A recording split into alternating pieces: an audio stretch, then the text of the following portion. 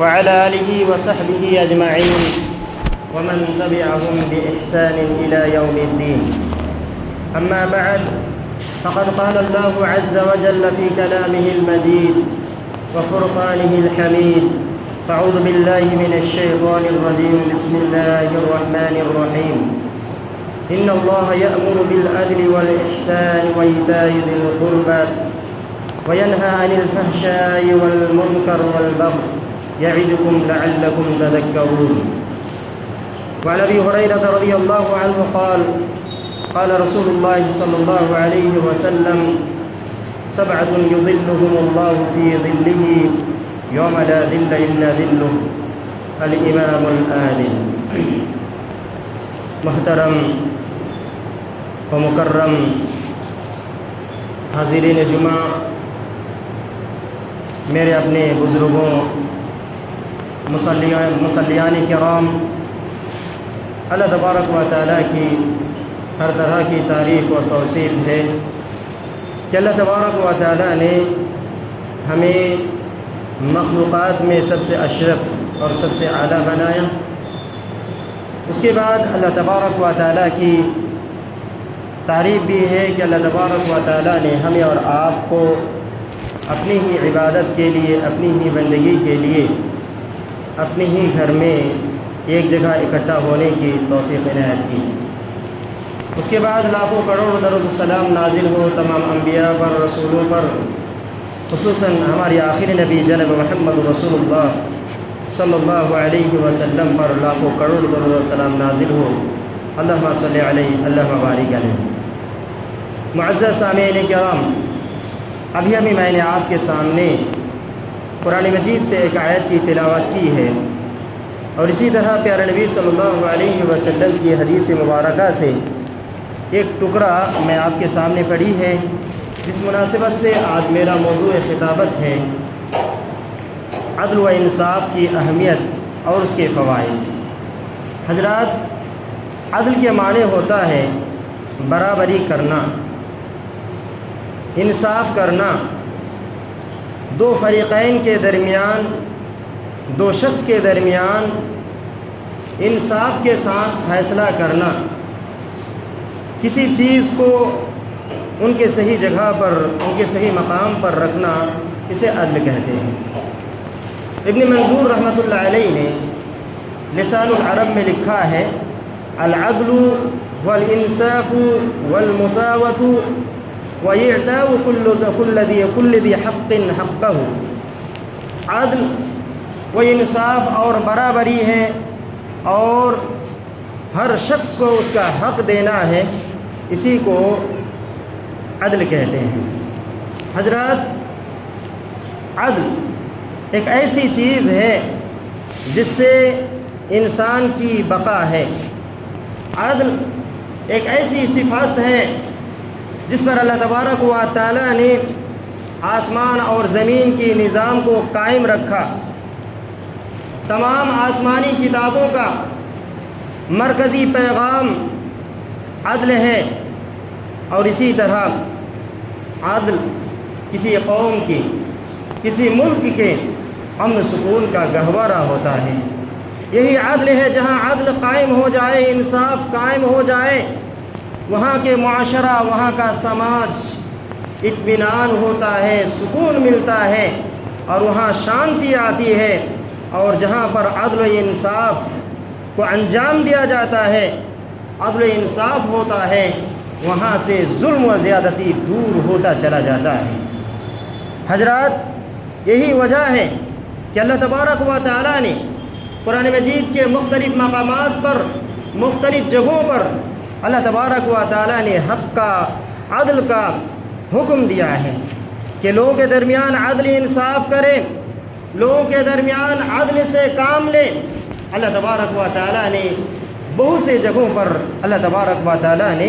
یہ عدل کے بارے میں حکم دیا ہے. کہیں پر اللہ تبارک و تعالیٰ نے فرمایا: ان اللہ یأمر بالعدل والاحسان وایتاء ذی القربى. اللہ تبارک و تعالیٰ فرماتا ہے بے شک کہ اللہ تعالیٰ عدل کا، احسان کا اور رشتہ داروں کو دینے کا حکم دیتا ہے. وَيَنْهَى عَنِ الْفَحْشَاءِ وَالْمُنْكَرِ وَالْبَغْيِ، اور اللہ تبارک و تعالی برائی سے، بے حیائی سے، ظلم و زیادتی سے منع کرتا ہے۔ اللہ تبارک و تعالی اس آیت کریمہ کے اندر انسانوں کو 3 کام کا حکم دیتا ہے، اور 3 کام سے اللہ تبارک و تعالی باز رکھتا ہے، منع کرتا ہے، اور ان میں سے پہلی چیز یہ ہے کہ عدل کا حکم دیتا ہے، عدل و انصاف کا حکم دیتا ہے، اور دوسرا ہے کہ ہر چیز کے ساتھ احسان کرو، ہر چیز کے ساتھ اس سے سلوک کرو، اور تیسری بات کا جو اللہ تبارک و تعالی حکم دیتا ہے وہ یہ ہے کہ قرابت داروں کو، رشتہ داروں کو دو۔ اسی طرح 3 چیزوں سے منع کرتا ہے، اور وہ یہ ہے کہ برائی سے، بے حیائی سے، ظلم و زیادتی سے اللہ تبارک و تعالی روکتا ہے، اللہ تبارک و تعالی منع کرتا ہے۔ ان 3 چیزوں کے اندر جس کا اللہ تبارک و تعالی ہمیں اور آپ کو کرنے کا حکم دیتا ہے، ان 3 چیزوں میں سب سے پہلی چیز جو اللہ تبارک و تعالی نے بتایا وہ ہے عدل۔ اسی طرح حضرات اللہ تبارک و تعالی نے انبیاء علیہ السلام میں سے حضرت داؤد علیہ السلام کو حق کے ساتھ فیصلہ کرنے کا حکم دیتے ہوئے اللہ تبارک و تعالی نے حضرت داؤد علیہ السلام کو مخاطب کرتے ہوئے کہا، یا داؤد انا جعلناک خلیفۃ فی الارض فاحکم بین الناس بالحق۔ اللہ تبارک و تعالی نے کہا، اے داؤد ہم نے تمہیں دنیا میں جانشین بنا کر بھیجا ہے، دنیا میں تمہیں خلیفہ بنا کر بھیجا ہے، فاحکم بین الناس بالحق، تم لوگوں کے درمیان حق کے ساتھ فیصلہ کرو، لوگوں کے درمیان انصاف سے فیصلہ کیا کرو۔ کہیں پر اللہ تبارک و تعالی نے آخری نبی جناب محمد رسول اللہ صلی اللہ علیہ وسلم کو اس بات کا حکم دیتا ہے کہ اللہ تبارک و تعالی کی طرف سے نازل کردہ کتاب قرآن مجید کے ذریعے سے لوگوں کے درمیان فیصلہ کرو، لوگوں کے درمیان عدل کرو۔ اللہ تعالیٰ نے پیارے نبی صلی اللہ علیہ وسلم سے کہا، فَحْكُمْ بَيْنَهُمْ بِمَا أَنزَلَ اللَّهُ، تم لوگوں کے درمیان اللہ تبارک و تعالیٰ کی طرف سے نازل کردہ کتاب یعنی قرآن مجید کے ذریعے سے فیصلہ کیا کرو۔ اور کہیں پر اللہ تبارک و تعالیٰ نے کہا کہ اگر فیصلہ کرنے میں اگر آپ کے دشمن بھی ہو جائے، فیصلہ کرنے میں آپ سے ایسے لوگ بھی ہو جائیں جس سے آپ کی دشمنی ہے، آپ سے عداوت بھی ہے، دشمنی ہے، یہ دشمنی اور آپ کی عداوت ان کے حق میں صحیح طریقے سے فیصلہ کرنے سے کوئی چیز آڑ نہ آ جائے۔ اللہ تبارک و تعالیٰ نے فرمایا، وَلَا يَجْرِمَنَّكُمْ شَنَانُ قَوْمٍ عَلَىٰ أَلَّا تَعْدِلُوا اعْدِلُوا هُوَ أَقْرَبُ لِلتَّقْوَىٰ۔ اللہ تبارک و تعالیٰ نے کہا کہ تمہاری کسی قوم سے دشمنی، کسی قوم سے عداوت تمہیں اس بات پر نہ آمادہ کرے کہ اس کے برخلاف تم کیا کرو، فیصلہ کرو، فیصلہ کرنے میں انصاف نہ کیا کرو، تم لوگ کیا کرو، انصاف کے ساتھ فیصلہ کیا کرو۔ اسی طرح اللہ تبارک و تعالیٰ نے اور دوسری جگہ پر ارشاد فرماتا ہے، اگر وہ عدل تمہارے نفس کے خلاف ہو، تمہارے والدین کے خلاف ہو، اپنے رشتہ داروں کے خلاف بھی ہو، لیکن عدل کے دامن کو کبھی نہیں چھوڑنا، بلکہ عدل کے ساتھ ہمیشہ قائم رہنا، عدل کو قائم رکھنا، اور عدل کے معاملے میں کبھی گڑبڑی نہیں کرنا۔ حضرات ان ساری آیتوں سے پتہ چلتا ہے، اس کے علاوہ اللہ تبارک و تعالیٰ نے اور بہت ساری آیتوں پر ذکر کیا ہے، ان ساری آیتوں سے پتہ چلتا ہے کہ اللہ تبارک و تعالیٰ نے حق عدل و انصاف کا حکم دیتا ہے، ہمیں اور آپ کو چاہے عدل و انصاف کے ساتھ فیصلہ کیا کریں۔ حضرت علی رضی اللہ تعالیٰ عنہ اپنے دور خلافت میں مصر کے گورنر مالک بن حارث رضی اللہ تعالیٰ عنہ کے خط لکھا، اور اس خط میں کہا کہ مالک بن حارث ایک بات یاد رکھو، ایک حاکم وقت کے لیے بڑی خوشخبری اور بڑی مسرت اور شادمانی کی بات ہوتی ہے کہ وہ اپنی حکومت کو عدل و انصاف کے ساتھ چلائے، حکومت میں زندگی گزارنے والوں کے ساتھ انصاف سے کام لے، عدل سے کام لے، کسی پر ظلم نہ کیا کرے۔ اس کے بعد اور کہتے ہیں، اے حاکم وقت یاد رکھو، ہر حال میں تم عدل کو قائم کرو، اگرچہ عدل کو قائم کرنے میں اگر تمہاری ذاتی نقصان بھی ہو جائے، تمہارے باپ دادا کے خلاف بھی ہو جائے، اپنے رشتہ داروں کے خلاف بھی ہو جائے، اپنے احباب اب دوستوں کے خلاف بھی ہو جائے، لیکن عدل جیسی چیز کو چھوڑنا نہیں۔ اگر تمہیں نقصان پہنچ سکتا ہے، تمہیں دکھ ہو سکتا ہے، تمہیں تکلیف ہو سکتی ہے، لیکن ان ساری تکالیف کو، ان سارے دکھوں کو برداشت کر لینا تمہارے لیے بہتر ہے۔ تمہارے لیے آخرت تمہاری انتظار کر رہی ہے، تمہارے لیے بھلائی تمہارے لیے انتظار کر رہی ہے آخرت میں۔ حضرات، عدل انصاف کی شریعت الاسلام میں بہت بڑی اہمیت ہے، بہت بڑا مقام ہے۔ اللہ تبارک و تعالیٰ نے ہر چیز کو عدل کے ساتھ پیدا کیا، اور عدل ہی کے ذریعے سے اللہ تبارک و تعالیٰ نے دنیا اور آسمان کو قائم رکھا ہے۔ حضرات، آئیے میں آپ کے سامنے عدل و انسان کے چند نمونے پیش کرے پیارے نبی صلی اللہ علیہ وسلم کی حیات طیبہ سے، اور اسی طرح پیارے نبی صلی اللہ علیہ وسلم کے اصحاب کرام کی زندگی سے۔ حضرات، یہ عدل، یہ انصاف، یہ برابری، یہ شریعت کا یہ قانون ہے کہ سب کے ساتھ برابری کا معاملہ کیا جائے، چاہے کوئی بڑا ہو یا چھوٹا، چاہے وہ امیر ہو یا غریب، چاہے کتنے بڑے عزت دار ہو یا کتنے بڑے کچھ، لیکن شریعت کے حقوق میں، شریعت کے امور میں، شریعت کے قانون میں سب کا برابر کا حق ہے، اور اس کے ساتھ برابری کیا جائے، عدل کیا جائے۔ ایسا نہ ہو کہ ایک امیر شخص جرم کا مرتکب ہو، ایک امیر شخص وہ ظلم کرے، زیادتی کرے، ان پر عدل قائم نہ کیا جائے، ان پر سزا متعین نہ کی جائے۔ اور ایسی صورت میں، دوسری حالت میں، اگر کوئی غریب، اگر کوئی نہتا انسان کوئی جرم کا اعتراف کرتا ہے، جرم کا اقرار، جرم کا ارتکاب کرتا ہے، ایسی صورت میں اس پر ظلم کیا جاتا ہے، ان کے ساتھ ان پر سزائیں دی جاتی ہے، ان پر حد قائم کی جاتی ہے۔ ایسا نہیں، جرم ہوتا ہے، جرم کا اعتراف، جرم کا ارتکاب کرنے کی وجہ سے جس طرح ایک امیر برابر ہوتا ہے، اسی طرح ایک غریب بھی برابر ہوتا ہے۔ ایک غریب جرم کرنے کی وجہ سے جو سزا اس پر ہوتی ہے، وہی سزا ایک امیر پر بھی ہونی چاہیے۔ حضرات، آپ کو معلوم ہوگا، فتح مکہ کے موقع پر قبیلہ مخزوم کی ایک خاتون چوری کا ارتکاب کر لیتی ہے۔ یہ حدیث حضرت عائشہ رضی اللہ تعالیٰ عنہ کی سے مروی ہے۔ وہ فرماتی ہے کہ جب ایک عورت بڑے خاندان سے تعلق رکھتی تھی، بڑے عزت والے گھرانے سے تعلق رکھتے تھے، یہ چوری کا ارتکاب کر بیٹھتی ہے، چوری کر لیتی ہے۔ لوگ پریشان ہیں کہ آج عزت مٹی میں مل جائے گی، ہماری ناک کٹ جائے گی۔ اللہ کے رسول صلی اللہ علیہ وسلم سے کون جا کر بات کرے کہ اس کی حد میں، اس کی سزا میں تخفیف کر دی جائے؟ اللہ کے رسول صلی اللہ علیہ وسلم سے جا کر سفارش کریں۔ لوگ پریشان ہیں، لوگ بے چین ہیں، پریشان ہیں کہ اتنے بڑے خاندان کی لڑکی ہے، اس کی حد کیسے قائم کیا جائے، اس پر کیسے سزا دی جائے، سزا چوری کرنے کے جرم میں اس کا ہاتھ کیسے کاٹا جائے؟ یہ تو ہمارے لیے بڑی بے عزتی کی بات ہے، یہ تو ہمارے مقام و مرتبہ کے خلاف بات ہے۔ کون بات کرے جا کر؟ کسی کی ہمت نہیں ہو رہی ہے، کسی کو ہمت نہیں ہو رہی ہے کہ جا کے پیارے نبی صلی اللہ علیہ وسلم سے بات کرے، آپ صلی اللہ علیہ وسلم سے سفارش کرے۔ سارے لوگوں کی نظر حضرت اسامہ بن زید رضی اللہ تعالیٰ عنہ پر پڑتی ہے، جو پیارے نبی صلی اللہ علیہ وسلم کے بڑے چہیتے تھے، بڑے لاڈلے تھے، بڑے پیارے تھے۔ حضرت اسامہ بن زید رضی اللہ تعالیٰ عنہ سے کہا کہ اسامہ جاؤ پیارے نبی صلی اللہ علیہ وسلم کے پاس، ہمارے بارے میں سفارش کرو کہ ان کی سزا میں تخفیف کر دی جائے۔ حضرت اسامہ بن زید رضی اللہ تعالیٰ عنہ بڑا بھولا بھالا صحابی تھا۔ پیارے نبی صلی اللہ علیہ وسلم کے پاس جاتے ہیں، جانے کے بعد آپ صلی اللہ علیہ وسلم کے پاس اس معاملے میں بات کرتے ہیں۔ فَكَلَّمَهُ اسامہ بن زید رضی اللہ تعالیٰ عنہ، پیارے نبی صلی اللہ علیہ وسلم سے اسامہ بن زید بات کرتے ہیں۔ فَتَلَوَّنَ وَجْهُ رسول اللہ صلی اللہ علیہ وسلم، پیارے نبی صلی اللہ علیہ وسلم کا چہرہ بدل جاتا ہے، آپ صلی اللہ علیہ وسلم کا چہرہ بدل جاتا ہے اور کہتا ہے یا اسامہ اتشفع فی حد من حدود اللہ،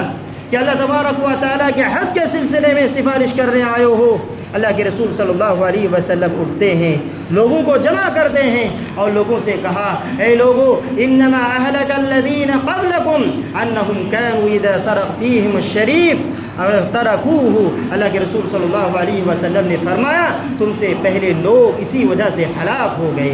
تم سے پہلے لوگ اسی وجہ سے تباہ و برباد ہو گئے کہ جب ان میں سے جب امیر لوگ، دھنی قسم کے لوگ، مالدار قسم کے لوگ، ہٹلر قسم کے لوگ چوری کرتے تھے، ترکوہ تو اس کو چھوڑ دیتے تھے، اس پر حد قائم نہیں کرتے تھے، اس پر قانون نہیں لگاتے تھے۔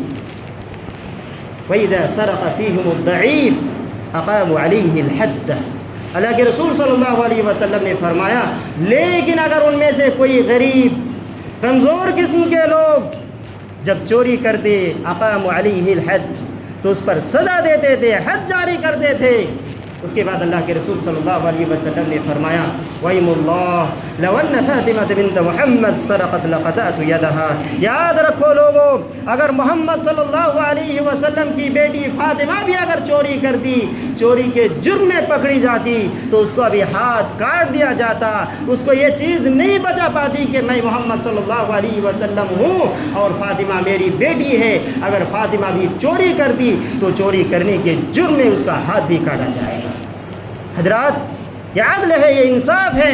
چاہے امیر کرے یا غریب کرے، چاہے مالدار قسم کے لوگ کرے یا کوئی بھی کرے، چاہے وہ کیسے بھی انسان ہو، قانون قانون ہوتا ہے، قانون قانون ہوتا ہے، عدل عدل ہوتا ہے، سب کے لیے برابری ہے۔ چوری کرے بڑے اس کے لیے بھی سزا ہے، چوری کرے چھوٹے اس کے لیے بھی سزا ہے۔ ایسا نہیں بڑا جرم کرے تو اسے چھوڑ دیا جائے، چھوٹے جرم کرے تو اس پر کیا سزا متعین کیا جائے۔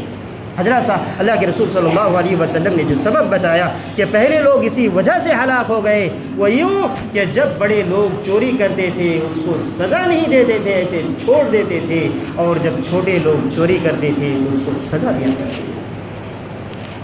حضرات اسی طرح حسن سلوک میں بھی عدل کرنا، تمام لوگوں کے ساتھ اچھا سلوک کرنا، اچھا برتاؤ کرنا، اور حسن سلوک میں ایسا نہیں ہونا چاہیے کسی کے ساتھ اچھا برتاؤ کرے اور کسی کے ساتھ اچھا برتاؤ نہ کرے، کسی کے ساتھ اچھا سلوک کیا جائے اور کسی کے ساتھ اچھا سلوک نہ کیا جائے، بلکہ ہر انسان کے ساتھ، تمام لوگوں کے ساتھ انسان کیا کیا جائے، اچھا سلوک کیا جائے، حسن سلوک سے ان کے پیش آ جائے۔ حضرات آپ کو معلوم ہے جنگ بدر جو مسلمان اور کفار کے درمیان پہلی جنگ ہوئی تھی، کفار مشرکین نے پیارے نبی صلی اللہ علیہ وسلم کو اور اسی طرح تمام مسلمانوں کو نیست نابود کرنے، ختم کرنے کی کوشش میں آئے تھے اور مسلمانوں کو ختم کرنے کے لیے آئے تھے، اور یہ پہلی جنگ تھی جو مسلمان اور کافروں کے درمیان ہوئی تھی، جسے ہم اور آپ جنگ بدر کے نام سے جانتے تھے۔ لیکن اللہ تبارک و تعالیٰ کا کرنا ایسا ہوا کہ اللہ تبارک و تعالیٰ نے مسلمانوں کو جیت دلائی، مسلمانوں کو فتح نصیب ہوئی، اور اسی میں بہت سارے کفار مشرکین مارے بھی گئے اور بہت سارے لوگوں کو قید کر کے لائے بھی گئے، قیدی بن کر بھی آئے۔ مدینہ منورہ کے اندر سارے لوگوں کو باندھ دیے گئے، مضبوطی کے ساتھ باندھ دیے گئے۔ ان میں حضرت پیارے نبی صلی اللہ علیہ وسلم کے چچا عباس بن عبد المطلب بھی تھے، جو ناز و نعم میں پلے تھے، وہ آپ کے چچا بھی تھے جو قیدی بن کر آئے تھے، اور اسے بھی مضبوطی کے ساتھ باندھ دیا گیا۔ اللہ کے رسول صلی اللہ علیہ وسلم کے پاس یہ باندھنے کی وجہ سے انہیں کراہنے کی آواز آ رہی تھی۔ حضرت عباس بن عبد المطلب کو تکلیف ہو رہی تھی، انہیں دقت ہو رہی تھی، پریشانی ہو رہی تھی، وہ کرا رہے تھے درد سے، انہیں چوٹ سے کرا رہے تھے۔ یہ کراہت کی آواز پیارے نبی صلی اللہ علیہ وسلم کے کانوں تک ٹکراتی ہے۔ پیارے نبی صلی اللہ علیہ وسلم بے چین ہیں، پریشان ہیں،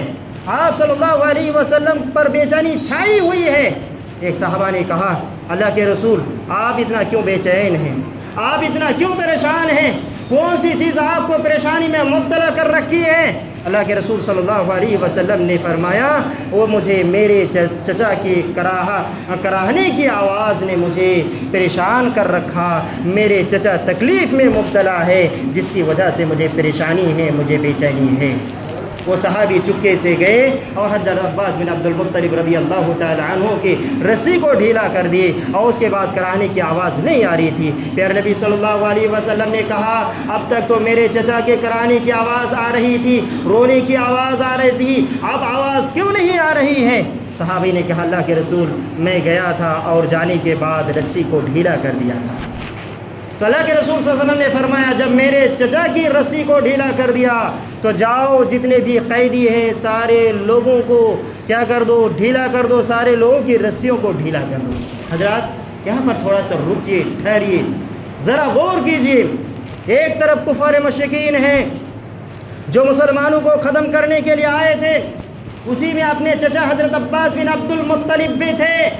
اگر آپ اللہ کے رسول صلی اللہ علیہ وسلم چاہتے اپنے چچا کو اپنے گھر میں لے جا کر بڑے عزت کے ساتھ بڑے احترام کے ساتھ رکھ سکتے تھے، اور یہ بھی ہو سکتا تھا یہ جو درد سے کرا رہے تھے آپ صلی اللہ علیہ وسلم چاہتے تو اس کی رسی کو کھول سکتے تھے، لیکن قربان جائے پیارے نبی صلی اللہ علیہ وسلم پر، پیارے نبی صلی اللہ علیہ وسلم نے عدل انصاف سے کام لیا، حسن و سلوک میں عدل انصاف سے کام لیا، اپنے چچا کو بھی نہیں کھولا، اور جب کھولا بھی گیا تو سارے لوگوں کو کھول دیا۔ یہ پیارے نبی صلی اللہ علیہ وسلم کا عدل تھا، انصاف تھا۔ اسی طرح حضرات کسی کی دشمنی یا کسی کی رشوت آپ کو عدل کو قائم کرنے سے روکے نہ۔ ایسا بھی ہوتا ہے سماج کے اندر، دو آدمی کے درمیان لڑائی ہوتی ہے، ایک شخص دوسرے شخص کو پیسہ تھما دیتا ہے، رشوت دیتا ہے، فیصلہ ہمارے حق میں ہونا چاہیے۔ یاد رکھو یہ چیز آپ کو عدل کے ساتھ انصاف کے ساتھ فیصلہ کرنے سے روک نہ سکے۔ حضرات آپ کو معلوم ہے خیبر ایک جگہ ہے جہاں یہودی لوگ رہا کرتے تھے، یہ مسلمانوں کو بہت پریشان کیا کرتے تھے، مسلمانوں پر طرح طرح کے حملہ کیا کرتے تھے۔ اللہ تبارک و تعالیٰ نے خیبر کو مسلمانوں کے لیے فتح کر دیا، مسلمانوں نے اس پر جیت حاصل کر لی، اللہ تبارک و تعالیٰ نے بہت سارے مال غنیمت سے نوازا، اور ان کی جو زمین و جائیداد تھی اللہ تبارک و تعالیٰ نے مال غنیمت کی صورت میں اسے دیا، اور اس بات پر انہیں چھوڑ دیا گیا کہ میں اپنی زمین کو پاس رکھو، تم لوگ کھیتی کرو، اس کھیتی کے کچھ حصے ہمیں دے دینا چاہیے، آپ کو دینا پڑے گا۔ اس کو چیک کرنے کے لیے حضرت عبداللہ بن رواحہ رضی اللہ تعالیٰ عنہ کو بھیجا کہ جاؤ دیکھو فصل کی صحیح سے تخمینہ لگاؤ، اندازہ لگا لو۔ ان کو جانا تھا، حضرت عبداللہ بن رواحہ رضی اللہ تعالیٰ عنہ پہنچتے ہیں، یہودی لوگ بہت سارے مال جمع کیے اور حضرت عبداللہ بن رواحہ رضی اللہ تعالیٰ عنہ کے دیے، اور دینے کے بعد کیا کہا کہ عبداللہ بن رواحہ ہم پر رحم کرنا، فیصلہ کرنے میں ہم پر رحم کرنا۔ یہ رشوت دیے حضرت عبداللہ بن رواحہ رضی اللہ تعالیٰ عنہ کو۔ حضرت عبداللہ بن رواحہ رضی اللہ تعالیٰ عنہ نے کہا خبردار سن لو یہ بات کان کھول کر، میں ایسے شخص کی طرف سے نمائندہ بن کر آیا ہوں جو مجھے سب سے زیادہ پسند ہے، جو سب سے میرا پسندیدہ شخص ہے، اور میں ایسے لوگوں کے پاس آیا ہوں جو میرے نزدیک سب سے بدتر قسم کے لوگ ہیں، میرے نزدیک ناپسندیدہ ہیں۔ لیکن ایک بات یاد رکھو، پیارے نبی صلی اللہ علیہ وسلم کی اتنی محبت اور تم سے اتنی زیادہ نفرت، اتنی زیادہ عداوت، اتنی زیادہ دشمنی، لیکن عدل و انصاف کرنے میں یہ چیز مجھے روک نہیں سکتی، میں عدل و انصاف قائم کر کے رہوں گا۔ اس کے بعد جب یہ جملہ سننا تھا، یہودی لوگ کہہ بیٹھے بِذَلِكَ قَامَتِ السَّمَاوَاتُ وَالْأَرْضُ، اسی وجہ سے اللہ تبارک و تعالیٰ کی آسمان و زمین قائم ہے، اسی وجہ سے اسی عدل کی بنیاد پر، اسی انصاف کی بنیاد پر اللہ تبارک و تعالیٰ کی آسمان اور زمین قائم ہے۔ یہ حضرات یہ تھا عدل، یہ تھا عدل، یہ تھا انصاف، کہ رشوت بھی اسے عدل کو روک نہیں سکا۔ حضرات اگر ہم اپنے معاشرے کا جائزہ لیں، اپنے سماج کا جائزہ لیں، جو فیصلہ کرنے والے ہوتے ہیں وہ کان کھول کر سن لیں۔ حضرات ایسا ہوتا ہے دوسرے لوگ اسے پیسہ دے دیتا ہے، چند روپئے کے عوض میں وہ بک جاتا ہے، اور جس کے حق میں فیصلہ ہونا تھا، حقیقت میں جس کے حق میں فیصلہ ہونا تھا، فیصلہ بدل جاتا ہے، حق جس کو ملنا تھا حق مل نہیں رہا اسے، اس لیے کہ رشوت کی بنیاد پر یہ چیز کیا ہے، عدل کو قائم کرنے سے روکتی ہے۔ حضرات یاد رکھیں، ہر حال میں ہر وقت عدل کو قائم رکھو، عدل کے دامن کو تھامے رکھو۔ آپ کو کوئی رشوت، نہ کسی کی دشمنی اور نہ ہی کسی کی دوستی کی آپ کو عدل و انصاف قائم کرنے سے نہ روک سکے۔ حضرات اسی طرح اپنے اولاد کے درمیان عدل انصاف کرو، اپنے اولاد کے درمیان عدل انصاف کرو، اپنی اولاد میں سے کسی کو کچھ دے تو دوسرے کو بھی دو۔ ایسا نہ ہو کہ اولاد میں سے چند اولاد کو کچھ دیے، دوسرے اولاد کو بہت کم دی، اور ایسا بھی نہ ہو کہ کچھ اولاد کو دیے اور کچھ اولادوں کو محروم کر دے۔ کبھی ایسا ہوتا ہے کسی اولاد سے بڑی محبت ہوتی ہے، محبت غالب آ جاتی ہے، محبت کی بنیاد پر بہت ساری چیز اس اولاد کو دے دیتے ہیں، اور دوسری اولاد اس کے مقابلے میں محبت کم ہوتی ہے، یا تو وہ عزت نہیں کرتا، اتنی خدمت نہیں کرتا جس طرح دوسرا بچہ یا دوسری اولاد اس کی خدمت کرتا ہے، جس کی وجہ سے اسے ہر چیز سے محروم کر دیتا ہے۔ حضرات، ہمیں ہر اولاد کے معاملے میں بھی، اپنے بچوں کے معاملے میں بھی، ہماری اولاد کے معاملے بھی ہمیں کیا ہے، عدل انصاف سے کام لینا پڑے گا۔ حضرت نعمان بن بشیر رضی اللہ تعالیٰ عنہ کی وہ روایت ہے، وہ فرماتے ہیں کہ میرے ابو مجھے کچھ دینا چاہا، ایک غلام مجھے عطیہ کرنا چاہا، اور میری ماں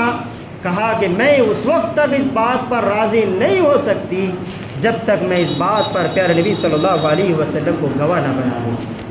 وہ شخص آئے پیارے نبی صلی اللہ علیہ وسلم کے پاس، پیارے نبی کو بولا، کہا تو اللہ کے رسول صلی اللہ علیہ وسلم نے فرمایا، کیا اپنے ساری اولاد کو بھی اس طرح دیے؟ جس طرح انہیں دینا چاہا، کیا اسی طرح ساری اولاد کو، اپنے سارے بچوں کو بھی اسی طرح دیے؟ تو اس نے کہا کہ نہیں، میں صرف اسی اولاد کو، صرف اسی بچہ کو دینا چاہتا ہوں۔ اللہ کے رسول صلی اللہ علیہ وسلم نے فرمایا، لا اشہد علی ظلم علی جور۔ اللہ کے رسول صلی اللہ علیہ وسلم نے فرمایا، میں ظلم پر، میں زیادتی پر کسی کی گواہ نہیں بن سکتا۔ اس کے بعد اللہ کے رسول صلی اللہ علیہ وسلم نے فرمایا، فاتقوا اللہ واعدلوا بین اولادکم۔ اللہ کے بندو، اللہ تبارک و تعالیٰ سے ڈرو، اللہ تعالیٰ کا خوف اپنے دل میں رکھو، اللہ تعالیٰ کا تقوی اپنے دل میں رکھو، اور اپنی اولاد کے درمیان انصاف کرو، اپنی اولاد کے درمیان عدل کیا کرو۔ حضرات، قرآن و حدیث کی روشنی میں آج ہمیں اور آپ کو یہ معلوم ہوا کہ اللہ تبارک و تعالیٰ نے ہمیں عدل و انصاف کرنے کا حکم دیتا ہے، چاہے اپنوں کے ساتھ یا بیگانوں کے ساتھ، یہاں تک کہ اپنے نفس کے خلاف بھی اگر وہ عدل آ جائے اسے ہم کیا کریں، سویکار کر لیں، اس کو ہم مان لیں، اور اسی طرح اپنے اولاد کے درمیان بھی صحیح طریقے سے عدل انصاف سے کام لیں۔ آخر میں اللہ تبارک و تعالیٰ سے دعا کروں گا کہ اللہ تبارک و تعالیٰ ہم تمام کو عدل انصاف کو صحیح طریقے سے سمجھنے اور ان پر عمل کرنے کی توفیق عطا فرما، آمین۔ وآخر دعوانا